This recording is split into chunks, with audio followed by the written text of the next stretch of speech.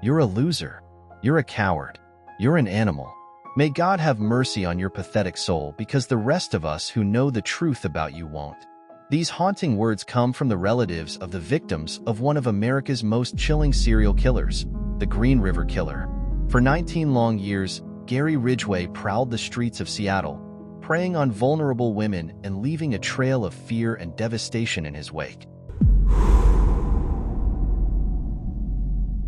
It all began in the early 1980s when a man boating along the Green River made a gruesome discovery. At first, he thought it was a mannequin in the water, but as he got closer, he realized it was a body. And not just one, but two bodies lying lifeless under the gentle current. The bodies were identified as Opal Mills and Marcia Chapman, young women who had gone missing from the notorious Strip near SeaTac Airport. This area was known for its transient population and high crime rate, a dangerous place filled with topless bars, cheap motels, and people looking for quick thrills or trying to survive another day. As news of the bodies spread, the King County Sheriff's Office quickly formed the Green River Task Force. A dedicated team of detectives began piecing together the scant evidence left at the scene. They soon realized they were dealing with a methodical and organized serial killer. Over the next few months, more bodies began to surface, all with the same horrifying trademarks: strangulation, sexual assault, and remains discarded in wooded areas or near the river. The victims were often sex workers or runaways, women who lived on the fringes of society. This made the killer's job easier. He preyed on those he believed wouldn't be missed. The public was gripped with fear as the body count rose. By the end of 1982, the bodies of 5 women had been discovered in or near the Green River. Detectives were working around the clock, following every lead, but the killer seemed to always be one step ahead. He left behind little evidence, and the few clues he did leave were often misleading. Cigarette butts and gum wrappers found near the bodies turned out to be red herrings, planted by the killer to throw off investigators. What made this case even more terrifying was the killer's ability to blend into society. Ridgway was a seemingly ordinary man with a job as a truck painter. He had a family and attended church regularly. No one suspected that behind his mild-mannered exterior lurked a predator responsible for the deaths of dozens of women. The community was in a state of panic. Parents kept their children close, and women were afraid to go out alone. The fear was palpable, and the demand for justice grew louder with each passing day. Yet, despite the growing number of victims and the increasing pressure on law enforcement, the Green River Killer remained elusive, his true identity hidden in plain sight. As the task force continued its relentless search for the killer, they turned to unconventional sources for help. In a desperate move, they reached out to one of America's most notorious serial killers, Ted Bundy, who was on death row in Florida. Bundy provided valuable insights into the mind of a serial killer, suggesting that the Green River Killer might be revisiting the bodies to relive his crimes.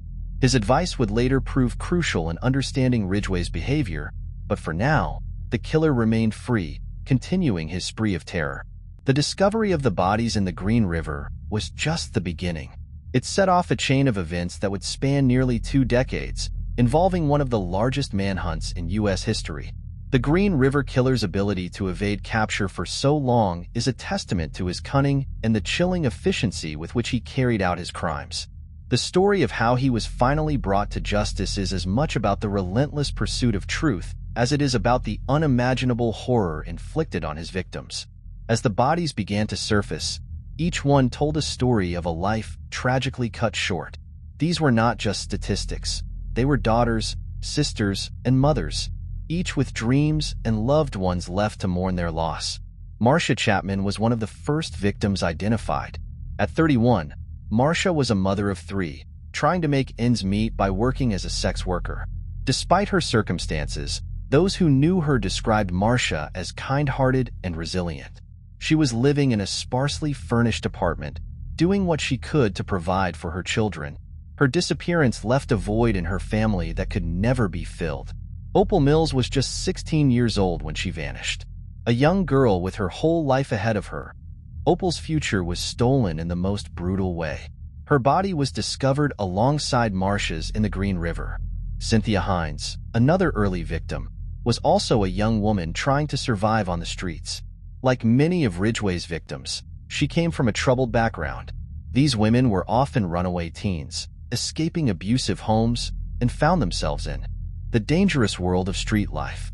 Cynthia's body was found in close proximity to the others, cementing the horrific pattern of a serial killer on the loose. Mary Bridget Meehan was 18 years old and 8.5 months pregnant when she disappeared. Deborah Lorraine Estes, just 15, was another young girl whose life was brutally ended. By the end of 1982, at least 15 girls had either disappeared or been found dead. Each body discovered heightened the community's fear and desperation. Families were left in agony, not knowing if their missing daughters would ever be found, and if found, what horrific state they might be in. Linda Jane Rule was another tragic name on this list. At 16, she was a slender blonde girl with a boyfriend who acted as her pimp. Linda disappeared near the Northgate Mall, another bustling area that masked the dangers lurking within. Her skeletal remains were later found hidden under a bush, a grim reminder of her stolen life. As more bodies were found, the fear and urgency grew.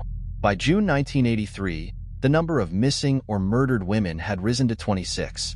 The community's terror was palpable, and the pressure on law enforcement was immense. Despite their best efforts, the killer remained elusive, and the body count continued to rise. The investigation began with a flurry of activity. Detectives combed the strip near SeaTac Airport, interviewing sex workers and frequent visitors to the area. They collected tips, sifted through evidence, and followed up on every lead. But the Green River Killer was cunning, leaving little physical evidence behind. One of the first breaks in the case came from a chilling encounter. In the early 1980s, Gary Ridgway was questioned after a sex worker accused him of choking her during sex near the strip. He claimed it was self-defense, and without sufficient evidence, the case went cold. Ridgway was even subjected to a polygraph test in 1984, which he passed, further complicating the investigation. Despite these setbacks, the task force remained determined. They brought in psychological profilers who helped develop a picture of the killer, an organized offender, likely with a deep-seated hatred for women, particularly sex workers. This profile suggested the killer was methodical, taking time to plan his crimes and cover his tracks meticulously. In a move that seemed straight out of a crime thriller, the task force sought help from an unexpected source: Ted Bundy, one of America's most notorious serial killers. Bundy, then on death row in Florida, offered his insights into the mind of the Green River Killer. His advice was both chilling and invaluable. Bundy suggested that the killer might revisit his victims' bodies to relive the thrill of the murders. He also predicted that the killer would continue to escalate his crimes as long as he remained uncaught. Bundy's predictions gave the investigators a new angle to explore. They began staking out locations where bodies had been found, hoping to catch the killer returning to the scene. Throughout the 1980s and 1990s, the task force continued to gather evidence, but the Green River Killer remained elusive. The breakthrough came in the early 2000s with advancements in DNA technology. Samples collected from the victims were re-examined using new techniques, and finally, a match was found. In 2001, DNA from 3 of the victims matched a saliva sample taken from Gary Ridgway during one of the early investigations. This match was the evidence the task force needed to finally make an arrest. On November 30th, 2001, Gary Ridgway was taken into custody as he was leaving his job at Kenworth Truck Company. Following his arrest, Ridgway initially maintained his innocence. However, faced with the overwhelming DNA evidence, he eventually confessed to killing 48 women, although he claimed the actual number was closer to 80. His confessions were cold and emotionless, describing each murder with chilling detachment. Ridgway's detailed confessions revealed the full extent of his depravity. He recounted how he would engage in sex with his victims, strangle them, and then dispose of their bodies in remote locations. He also admitted to returning to the bodies to perform necrophilia, a fact that aligned with Bundy's earlier predictions. The arrest and confession of Gary Ridgway brought a sense of relief to the community, but it also opened old wounds for the victims' families. The task force had finally succeeded in capturing one of the most prolific serial killers in U.S. history, but the emotional scars left by his crimes would never fully heal. Ridgway's small stature and unassuming appearance worked to his advantage. He would gain the trust of his victims by showing them pictures of his son, or talking about his family.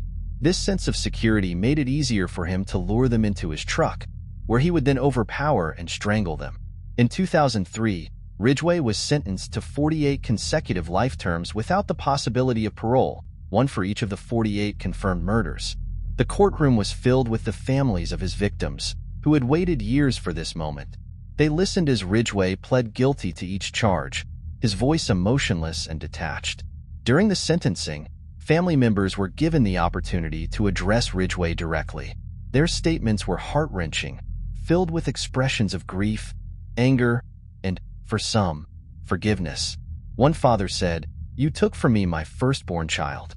May her soul and the soul of the other victims rest in peace." Another family member expressed a desire for Ridgway to understand the pain he caused, saying, "I can only hope someone gets the opportunity to choke you unconscious so you can live through the horror that you put our daughters through." The story of Gary Ridgway, the Green River Killer, is one of the most chilling and haunting in American criminal history. For 19 years, Ridgway evaded capture, leaving a trail of devastation in his wake. His ability to lead a double life, appearing as a harmless, ordinary man while committing heinous crimes, is a stark reminder of the evil that can lurk beneath the surface.